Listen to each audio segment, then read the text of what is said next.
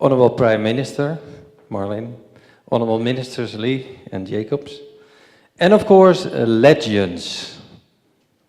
When I saw the invitation to this event, two things stood out to me. First, I thought, already, it's really a year since the first night of Legends? Yes, it is. And I continued reading the invitation, which reads, "This evening is about honoring and giving thanks to our 2016 new role models who have paved the way for nurses today." I will first speak about my moment of surprise, that a year already had passed. Often, we express surprise at such things, and other words like, "Wow, this time flies fast." A baby turns 1 year old. We marvel at the passing of time, reflecting to the day of birth. And again, wow, time flies. When the child starts high school, we flash back to the first day of preschool. When she graduates from university, we remember her leaving the island just the other day and marvel at how quickly she has all grown up. Wow. Time really flies. But growing up is just the beginning, because how quickly does she know and realize time flies? And that when she celebrates her 5th year working anniversary at the St. Maarten Medical Center or in another care institution here on the island. And as I chronicle a grown woman's life in just a few seconds, I'll think again, wow, time flies very quickly. Now, I have probably sent some you down memory lane, but welcome back in 2016, and welcome back to the Night of the Legends 2016. The saying is true. Time waits on no man. So how important it is that we make the best use of one of the world's most valuable resources, time. These nurses we honor today have just done that in their careers. They have invested countless 8 or 12 hours work shifts, countless 5 or 7 days work weeks, and numerous years of nursing. Maybe you know him, maybe you don't. But Nick Saban, an American college football coach, said, "When you invest your time, you make a goal and a decision of something that you want to accomplish. Whatever it is you choose to do, you're investing your time." You have probably also heard, whatever a man sows, that will also reap. And here's my financial input on investments. Wise investments yields exceptional results. Today, we celebrate these exceptional results by honoring and giving thanks to our 2016 new role models, who have paved again the way for nurses. When I saw those words on the invitation, the second thought came to my mind. Are they really new role models? No, I don't think so. You see, to be a role model takes time. They are developed over time. Through tough times, when the future is uncertain. Through times of silence, when nobody speaks up. Through times of opportunity, when a leader is needed, role models are made. These role models are not new, but this evening in the St. Maarten Medical Center we'll recognize them publicly. But make no mistake, they are not new to us. They are not new to our community. They are not new to their family. And to this epical group of people, I welcome you. Thank you for your wise investments in your time that have given us something worth celebrating today. It's a pleasure for us having the opportunity to honor and applaud the great work you have done. And thank you, legends, for being a role model and inspiring those around you to make difference with every opportunity. We say thank you. And to all of you who have taken this evening to set aside time to honor and thank these role models, I welcome you. Enjoy this evening. You earned it. You know, somehow it's funny. In my life, I've always ended up being very connected to healthcare. Both my parents are physicians. My father is actually a pathologist, and my mother is a pediatrician. And this is a time before cell phones, and so my mother was always on call, 24/7. We used to get phone calls from patients and answering service all through the day, the weekend, holidays, and nights. And then somehow, during my time when I was president of SHTA, I also became chairman of the board of the SMMC. And this is at a time when the hospital was going through extreme financial problems and bankruptcy protection. And I spent a lot of hours in the medical center working to try and keep the hospital open. And in the end, it was the staff who really kept the SMMC going and gave the hospital the time to restructure, and I thought put itself onto a proper track. So I think you all deserve the recognition for keeping the hospital going.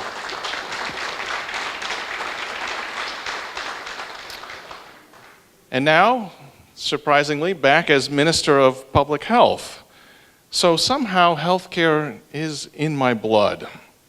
I've spent a lot of time working together with Case over the past 5 months, working on a new plan for the medical center, a new medical center. When I first came into office, I expected to find, with all of the artist concepts that were floating around during the last election, I expected to find something tangible in the office, but really there was just a mirage, smoke and mirrors, just an artist concept, no business plan, really nothing substantial in place except, like I said, a mirage. And so what that's meant is that Case and I and others, together with SMMC, have been working diligently on putting together a real financial plan for the medical center.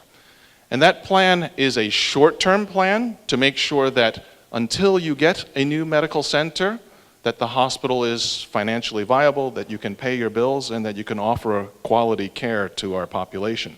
Quality care that's affordable, that's accessible to all of our people, and that's local. So that means that people can recover here where family and friends can continue to support them. And in the meantime, we're also working on a long-term business plan, and that means a restructuring of tariffs, that means a restructuring of premiums. We're actually getting ready to come out with our terms of reference. We've a number of large multinational companies who've expressed interest in bidding for the hospital, but there's no point putting out a plan if the financial model isn't sustainable. And so at the same time, parallel to that, we are working on a long-term financial plan, and I'm very optimistic that we're going to be able to deliver what you deserve: a modern, new, expanded medical center to work in, and it is what the country deserves as well. But as we work on a new medical center, I think it's always important to keep in mind it's just a building. Without your efforts, without the staff, it is nothing to the country of St. Martin. So when you speak about companies, and as a business person, you know, I always see people talking about balance sheets and things like that, about the health of the company, but in the end, the heart and soul of the companies are determined by the staff, by the commitment, by the dedication of those people. And I think from that perspective, St. Martin Medical Center has an incredible future. So as we look forward, you have my commitment as Minister of Health, you have the commitment of the government here, and our goal is to make sure that we deliver.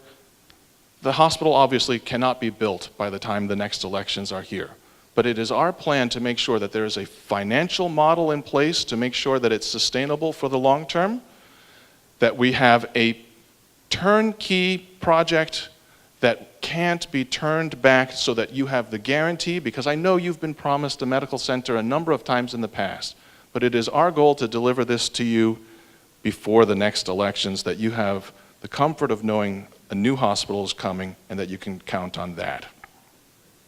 So congratulations on Nurses Week, and thank you for your effort, for your dedication, for putting your heart and soul into the hospital. I thank you, the country thanks you, the people thank you. Having to speak after your minister, I felt was like, oh, what am I going to say? But I think the introduction from Electra and the connection to education is a good one. We do, at least I can say, I know several of the nurses here are paying back and giving back by educating the new nurses, and I would like to thank them for that. Nurse Iris Jack Bell herself, being a Colby lady, is someone I knew since I was a very little girl, and that there is an award named after her, I think is a wonderful honor because of the type of nurse that I know she has been her entire life. Always serving, always there. I always wondered when she slept. And then having a nurse and several other nurses in my family, but one that works directly with Nurse Iris Jack, and seeing that dedication, that hard work, that never-ending ethic. We could be in a party, a family gathering, and there's this phone, and no matter how loud the music is, if that phone rings, she's out the door. And so that the Nursing Association and the organization seeks to honor the legends in nursing, I think, is a very commendable one. We have to be appreciated by our own, and that you've taken this upon yourself and are supported by the administration as well as the ministry, I think, is the best thank you that you can get as a nurse. But I know every day when you work your long shifts, you're faced with trials, tribulations, and challenges, but you cannot show any of that to your patients. So you go above and beyond the call of duty, beyond humanity. Sometimes people expect you to be superhumans. They expect doctors to be short with them or to be disgruntled or whatever it is, but they always expect the nurse to be the saving grace, and you have continued to do this. I know this also from personal experience in the couple times that I've had to spend in hospital, and I've always, no matter what people have said, felt that I've been in several places, the best treatment at the St. Martin Medical Center. So I'm not even blowing any horns. The people that work at the medical center, in administration, on the wards, in every area, I think people treat you how you treat them as well. But I've seen you take the beating and go on taking. So I just wanted to say, I found something, and now of course I can't find it, technology. Okay, I lost it. But there are several quotes that I saw online, and what stood out for me is that unwavering dedication to your patients, that being early and sometimes leaving past the time that your shift ended, still having to hand over. Oh, now I have the honor of also having a daughter that's a nurse, so I actually get to experience her, but I thought you ended at 3 and she getting in at 5. And you know, those type, and seeing how tired, like physically tiring it is to give, and continue to give, the paperwork that is involved, I didn't even realize all of that. So I must commend you nurses for all you do for the patients of St. Martin, for all you do for your families, because most of you have to then go home and be mothers and be wives. And though we do have some men in the field, I think we need some more so that they can understand what you go through. And I commend you. I wish you a wonderful Nurses Day when it comes tomorrow, and a Nurses Week. And may God continue to bless you to continue to follow your vocation. Congratulations. And as Education Minister, I will aim to get more men in the field. The room, I can look around the room and look at several nurses whom I have known as friends, who I have known as a colleague, who transferred from nursing to education, but whom have I known as a nurse who cared for me, cared for my parents, cared for my brothers, and look around the room and talk about the personal experiences all of us have had. And yes, in that way, I can spend the rest of the night here with you. But I'm sure that is not what you came for, and that is not what you want. But let me say that whenever an ambulance speeds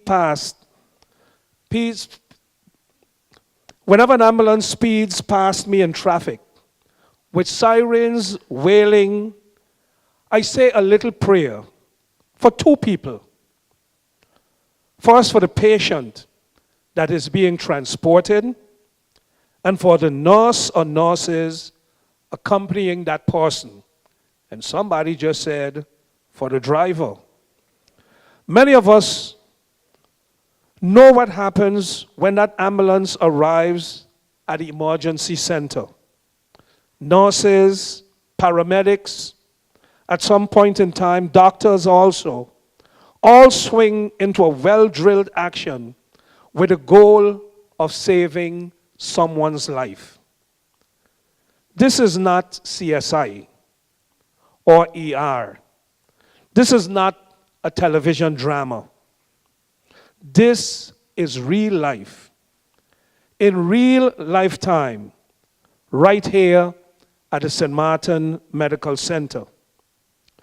And it doesn't really matter whose life it is. It could be that of a notorious drug dealer or of a political leader.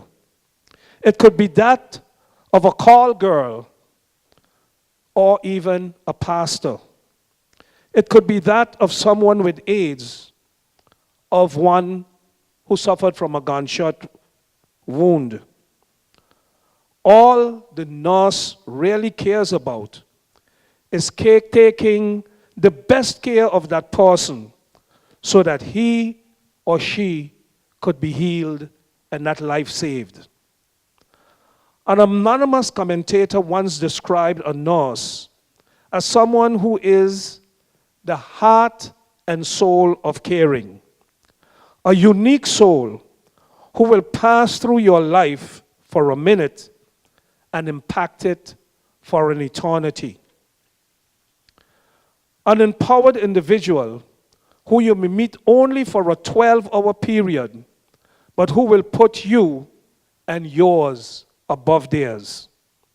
That selflessness, that dedication to humanity, that capacity to show love, even to complete strangers on no goods, all of that and more is what sets nursing apart, making it a noble profession.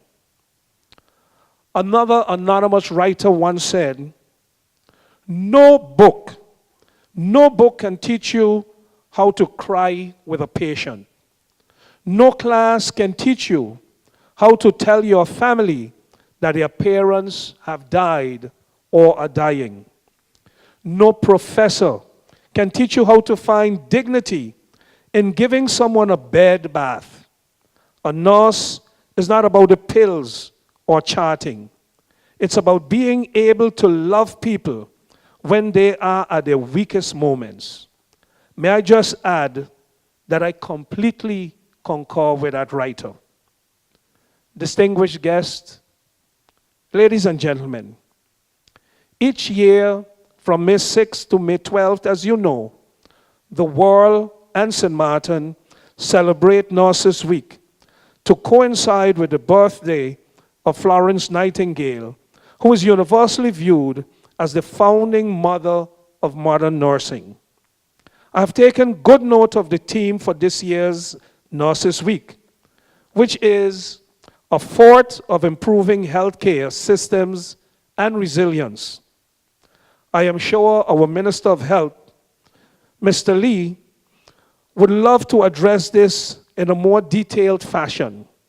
However, in light of this event being called the Night of the Legends for nursing retirees, at which one of you will be the first to receive the Nurse Oris Jack Bell Award for Excellence, permit me to shift focus momentarily on the award and who it is named after. Nurse Oris Jack Bell is that kind of nurse who you would want to hold your hand no matter what condition you are in. And I can speak from experience. And I am sure Nurse Oris Jack Bell, maybe I would hope that she has long forgotten the day that I had to undergo a procedure way back in 1994. And like the average patient, I too was very nervous and worried as to the possible outcome of the research and procedure. But I can still remember her gentle, soft words, convincing me that all would be well and that I had nothing whatsoever to worry about. And yes, she made my day. And I went through my procedure with confidence, all because of Nurse Oris Jack Bell. Her face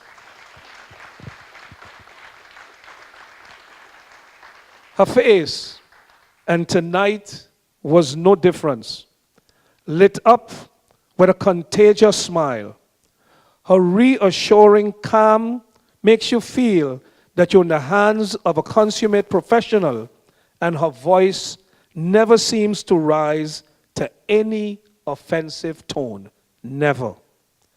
Naming this award after her sets the bar very high for the recipients this year and every year. From now on, to be known as the Nurse Oris Jack Bell Award winner will become hopefully something like the Oscar of Nurses on St. Martin. Before I conclude, let me make a few comments related to the team.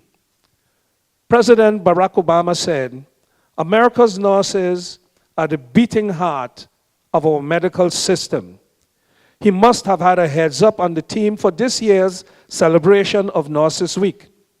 For my humble view, not only are St. Martin nurses the beating heart of our medical system, they are definitely the foundation upon which our healthcare system must be built if it is to remain resilient.